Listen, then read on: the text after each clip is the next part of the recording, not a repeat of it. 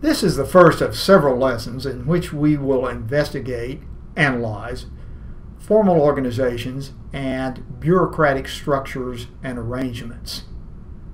Before we do that, I want to highlight something related to the preceding lesson when we examine in particular Milgram's famous experiments in obedience.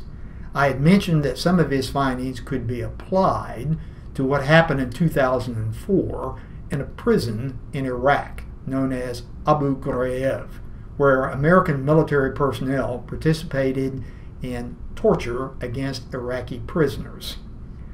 One thing to bear in mind that might help to explain what took place gets back to our earlier analysis of risky shift, specifically de-individualization.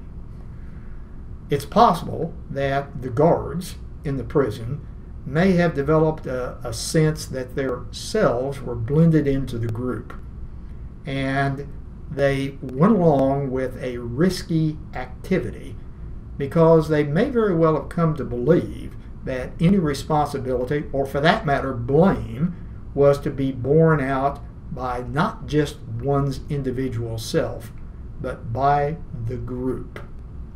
So in effect, if we did anything wrong, it wasn't really our responsibility. We're all in this together.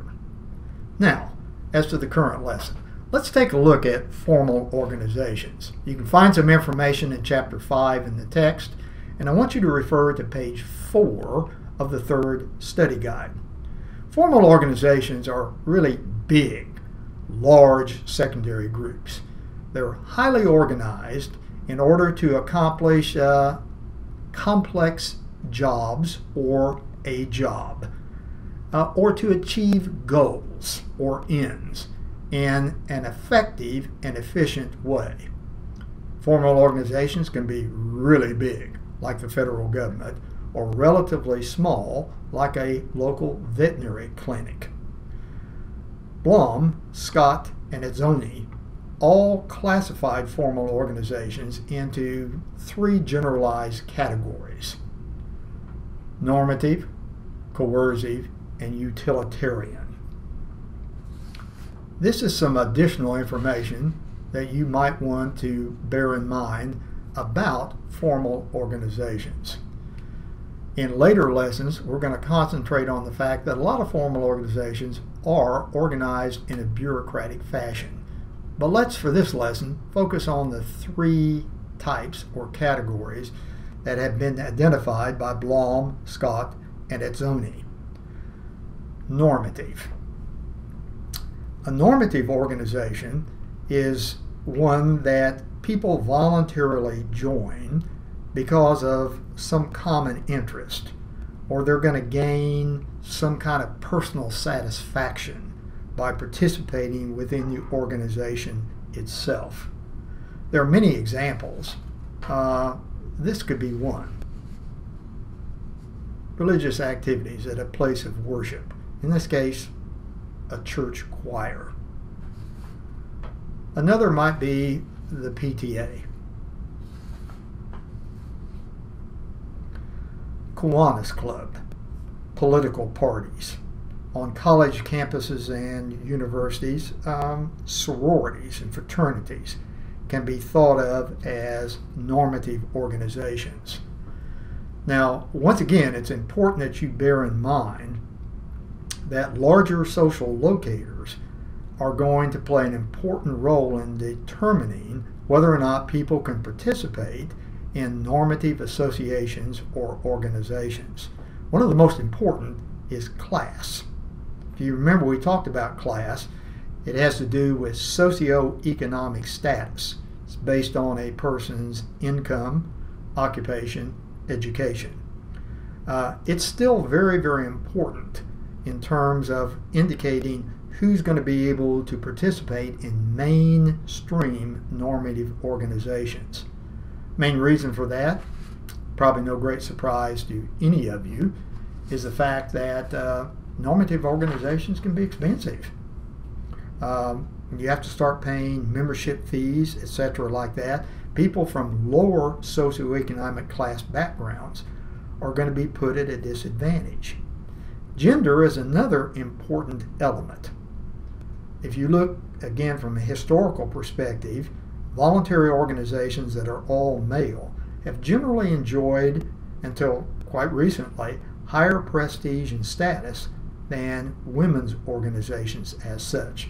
But it's important to remember that people from all diverse social backgrounds sometimes participate in voluntary organizations, sometimes demanding greater equality and also campaigning for social justice as such. Now, coercive organizations, by the title itself, is probably self-explanatory.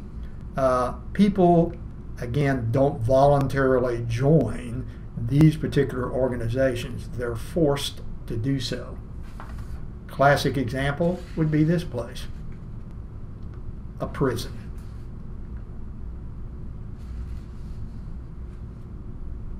But you could also include perhaps some mental institutions.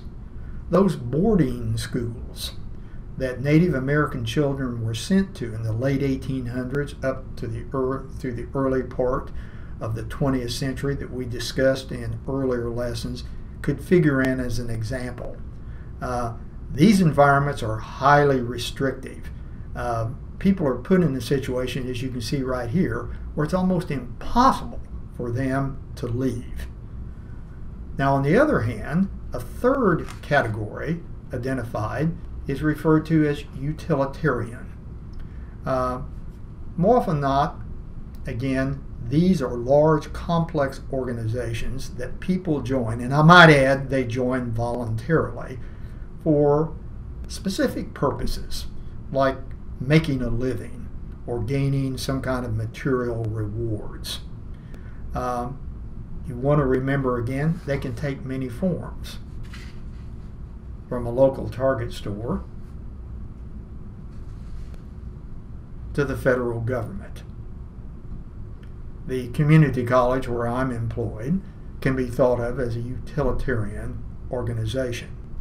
Now, it is important to remember that some utilitarian organizations may also be coercive. That's in part due to the fact that certain organizations that are coercive in nature have become privatized. They're run by for-profit companies, if you wish.